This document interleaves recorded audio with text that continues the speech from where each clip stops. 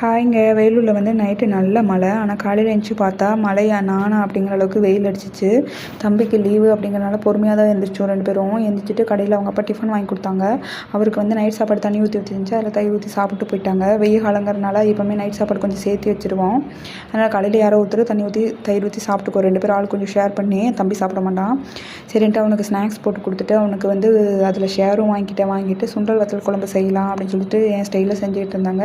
நான் வந்து குழம்பு மிளகாத்தூள் தான் யூஸ் பண்ணுவேன். தனியாத்தூள் மல்லித்தூள் அது மட்டும் போட்டு செய்கிறாங்க. எனக்கு அந்த டேஸ்ட் ஒத்து வரல. அதனால் வந்து வீட்டில் அரைக்கிற குழம்பு மிளகாத்தூளை யூஸ் பண்ணிக்குவேன். கூட மட்டும் தேவைப்படுச்சுன்னா கொஞ்சம் மிளகாத்தூளும் மட்டும் ஆட் பண்ணிக்கிட்டேன்.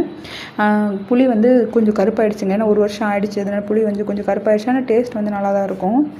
அப்புறம் வந்துட்டு தம்பிக்கு சரி சாப்பாடு போட்டு வச்சுட்டு நீ சாப்பிட்றா அப்படின்னு சொன்னால் மூஞ்சி தூக்கி வச்சு உட்காந்துக்கிட்டான். சரி அப்படின்ட்டு கொஞ்சம் நேரம் கழிச்சு நானே போய் ஊட்டி விட்டுட்டேங்க. அரிசி தீர்ந்து போச்சு. சரி அரிசிக்கு சொல்லியிருந்தேன் அவங்களும் காணோம்.